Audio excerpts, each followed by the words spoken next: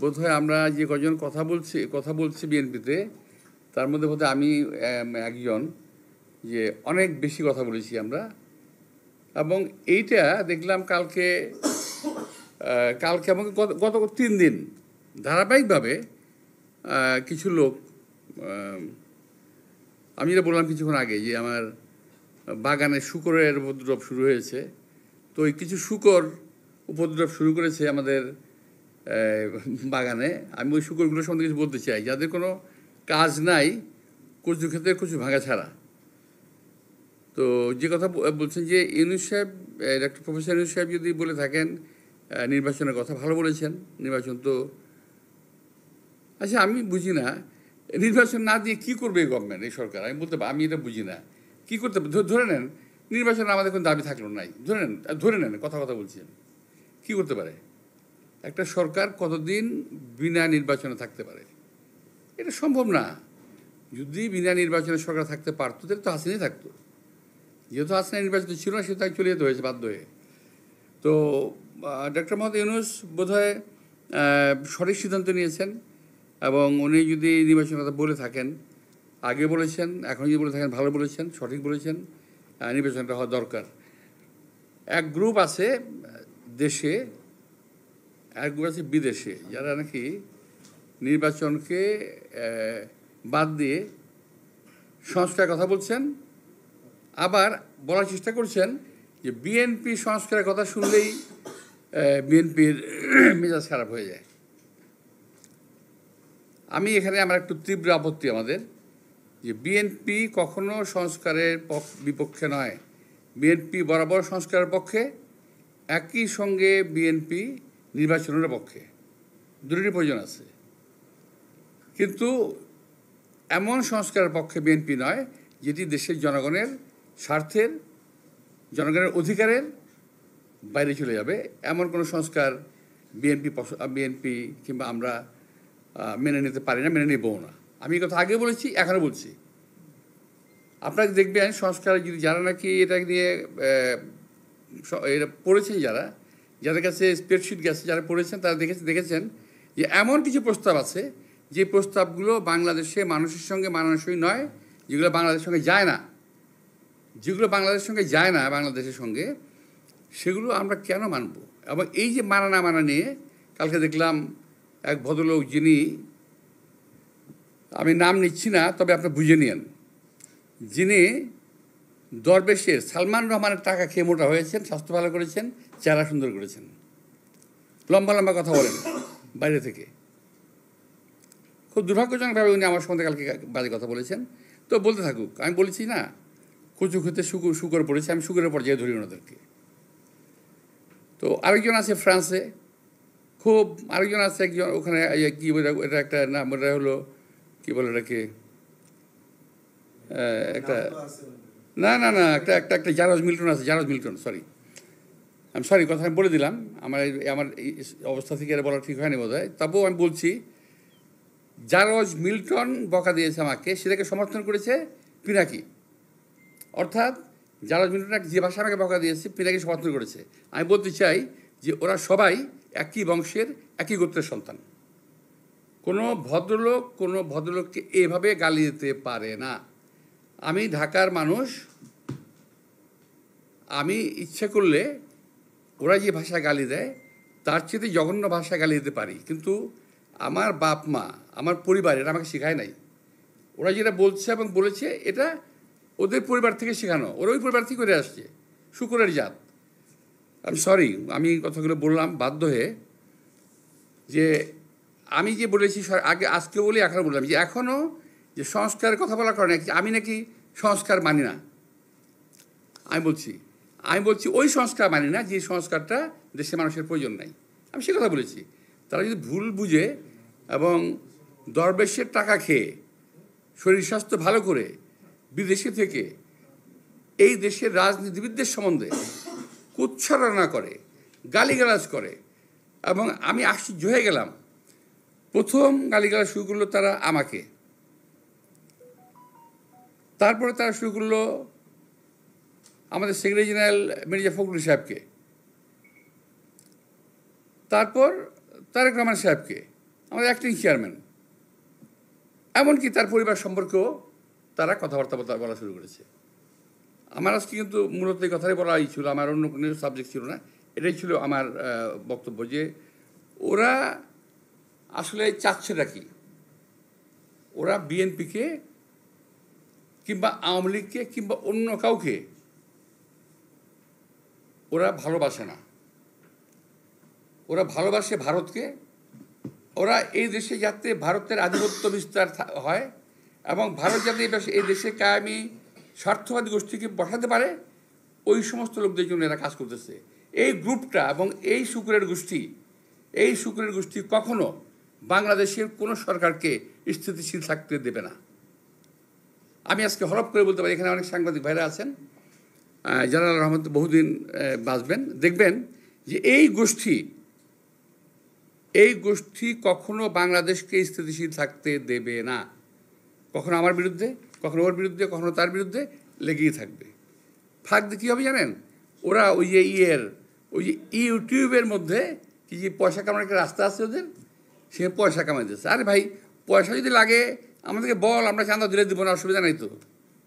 আর ইচ্ছা, আর যদি প্রয়োজন হয় আল্লাহর রহমতে আমার দেওয়ার ক্ষমতা আছে, আমি দেবো না পয়সা লাগলে। কিন্তু পয়সার জন্য দেশকে ধ্বংস করার কোনো প্রয়োজন নাই। এরা যা করতেছে, আজকে আমি খুব দুঃখের সঙ্গে কথাগুলো বললাম, এই ধরনের অশ্রাব্য ভাষায় আমি কথা বললাম বাধ্য হয়ে, কারণ ওরা অশ্রাব্য ভাষায় গালি দিয়েছে। তারপরে কথা আছে, আমি আর বলতে পারতাম, বললাম না। কুকুরের কাজ কুকুর করেছে, কামড় দিয়েছে পায়। আমি আর পাখিরে বলতে যাচ্ছি না। তো বন্দে আলী মিয়ার গল্প, এটা বোধহয় কবিতাটা পড়েছিলাম ছোটোবেলায়, কিছুটা ভুলটুল হতে পারে। কি জানি, কুকুরের কাজ কুকুর করেছে, কামড় দিয়েছে পায়, তাই বলে কি কুকুরকে কামড় দেওয়া মানুষের শোয়া পায়? তো আমি এই কথাটাই আমার শেষ কথা ওদের বিরুদ্ধে। আমি বলছি শুকুরের গোষ্ঠী এরা, এবং এরা কখনোই, এরা সাজানো বাগান ভেঙে দেবে, কখনোই বাংলাদেশকে স্থিতিশীল হতে দেবে না। আপনারা অপেক্ষা করেন, কদিন পরে তারা ইউনূস সাহেবকে ধরবে। আমি এটা বলে দিচ্ছি আমি আপনাদেরকে, কদিন সাহেব পরে তারা ডাক্তার ইউনূস সাহেবকে ধরবে। এখন তারা কী করতেছে? বিএনপিকে ব্র্যাকেট করতেছে আওয়ামী লীগের সঙ্গে, ব্র্যাকেট করার চেষ্টা করতেছে। বিএনপিকে আওয়ামী লীগের সঙ্গে ব্র্যাকেট করার কোনো সুযোগ নাই। বিএনপি জন্মই আওয়ামী লীগের বিরুদ্ধে, এটা বুঝতে হবে। তো আরেকটা জিনিস আমি বলি, যে আমার ওই যে শুকুরের গ্রুপ, শুকুরের গ্রুপ ওরা কিন্তু দেখেন, ওরা শুধু রাজনীতিবিদদের পিছনে লেগেছে। কিন্তু যারা নাকি এই যে হত্যাকাণ্ড ঘটালো, এই যে ছাত্রদের হত্যাকাণ্ডটা ঘটালো, একটা বিশাল একটা ব্যবসায়ী গ্রুপ আছে না? আপনারা দেখেন নাই 3 তারিখে, 3 তারিখে আগস্টের 3 তারিখে যারা হাসিনার সঙ্গে দেখা করেছিল, মিটিং করেছিল, এবং বিভিন্ন ভাষায় তাকে এমনভাবে কথা বলেছিল যে হাসিনা খুন করতে উৎসাহিত হয়েছিল। তাদেরকে এমনভাবে প্রভোগ করা হয়েছিল যে হাসিনাকে খুন করতে উৎসাহিত করা হয়েছে। সেই লোকগুলোর সম্বন্ধে তারা কিছু বলে না, তারা কিছুই বলে না, তার মুখে কোনো শব্দ নাই, তারাও বলে না। আর তাদের যারা বাংলাদেশে যাদের লেজুর ভিত্তি করতেছে, যারা নাম বলবো না আমি, আমাদের স্নেহাসপদ, আমি এর বলছি না, আমরা বলছি না, তার যারা লেজুর ভিত্তি করতেছে, আপনারা দেখবেন যে তারা একই ভাষায় কথা বলে। ওদের টন এবং এদের টন কিন্তু মিলে যায়। তো ওরাও কিন্তু এই ব্যাপারে কোনো কথা বলছে না। আপনারা খেয়াল করে দেখেন যে কতগুলো ব্যবসায়ী, আমি নাম বলতে পারি কিন্তু নামগুলো বলবো না আমি এদের, তো এরা কিন্তু আওয়ামী লীগের পক্ষে কাজ করেছে, এখন বিএনপির বিপক্ষে সমস্ত, আমাদের এখানে অনেকেই আছেন আপনারা যারা নাকি বিএনপির বিপক্ষে কাজ করতেছেন টিল নাও, কিন্তু ওদের বিরুদ্ধে কোনো কথা তারা বলতেছে না। সকলে মিলে বিএনপিকে বিরুদ্ধে লাগছে। কথা হলো, বিএনপি একটা দেশপ্রেমিক, জাতীয়তাবাদী দেশপ্রেমিকের একটা দল। এই দলটাকে যদি শেষ করা যায়, তাহলে ফ্যাসিজম এবং আধিপত্যবাদকে বাংলাদেশে পার্মানেন্ট করা যাবে। এই হলো তাদের টার্গেট। তো আমি যেন প্রশ্ন না থাকলে আমি এখানেই শেষ করি। আর একটাই বিষয় আমি আরেকটা বলতে চাই যে আপনারা খেয়াল করে দেখবেন বিএনপির সঙ্গে আওয়ামী লীগকে ট্র্যাক করতেছে, কিন্তু আমার কথা হলো যদি বিএনপি আওয়ামী লীগের সঙ্গে বিএনপিকে ট্র্যাক করে তা আওয়ামী লীগের নেতারা গ্রেপ্তার হওয়ার পরও এই সময় মার্ডার কেস সহ গ্রেপ্তার হওয়ার পরও হয় কীভাবে, মুক্তি পায় কীভাবে, তারা কীভাবে মুক্তি পেল? এবং তারা সাজা খাটা এই অবস্থায় বলে রিমান্ড থাকা অবস্থায় মুক্তি পেয়ে গেল, কী করে সম্ভব? অথচ এদেরই প্রভোকেশনের কারণে হাসিনা আজকের এই দুরবস্থা হয়েছে, দেশটার দুরবস্থা হয়েছে। তো আমি আপনাদের সবাইকে ধন্যবাদ দিচ্ছি আজকে আসার জন্য। প্রশাসন কিন্তু নয় শুধুমাত্র, প্রশাসন তো বটেই। আমি কথা বলেছি বক্তৃতায়, সাংবাদিকদের আমি সচিবালয়ে, পুলিশে, বিভিন্ন ইম্পর্টেন্ট জায়গায়, সাংবিধানিক প্রতিষ্ঠানে, ব্যবসায়িক প্রতিষ্ঠানে, মতিঝিলে, ব্যাংকে, বিমায়, যেখানে যেখানে যাবেন, ইভেন যে ব্যবসায়ীর জায়গাগুলো আছে না, একটা স্বাভাবিক যে এই যে কতগুলো প্রতিষ্ঠান আছে না, যে মানে আজ কিছু প্রতিষ্ঠান আছে সেখানে কিন্তু একবারে পুরা ওরা মৌরুষি পাট্টা গেঁথে বসে আছে। এখানে আরও কিছু ব্যবসায়ী কথা আছে, আমি বলবো না নাম, ওটা বললে আবার এটাকে ভিন্নভাবে পত্রপত্রিকা আসবে, আমি অনাবশ্যক আপনাদের বলবো। তো মিডিয়া তো আর কী বলবো, মিডিয়া তো বিএনপির পক্ষে কখনোই ছিল না, এখন মাঝে মাঝে দুই একটা থাকে, আসে, বললে কষ্ট করে লেখে আর কি বিএনপির জন্য বলেও। বিএনপির কোনো মিডিয়া চ্যানেল, এটা হলো বিএনপির এবং আমাদের সবচেয়ে দুর্ভাগ্য যে এটা আমরা বিল্ড আপ করতে পারি নাই, এখন থেকে না, বহু আগে থেকেই।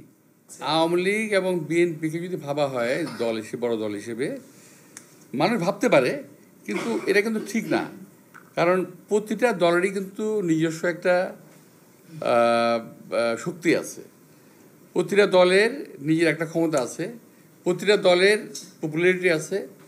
এবং বিএনপি যদি নির্বাচনের ক্ষেত্রে প্রশ্ন আসে, সেক্ষেত্রে আমি বলবো যে বিএনপি সবাইকেই প্রতিদ্বন্দ্বী ভাবে, প্রতিপক্ষ না। বিএনপি কাউকে প্রতিপক্ষ ভাবে না, প্রতিদ্বন্দ্বী আমরা ভাবি। এখানে আওয়ামী লীগ না থাকলেও অনেক দল আছে, অনেক মত আছে, অনেক মানুষ আছে, তারা সকলেই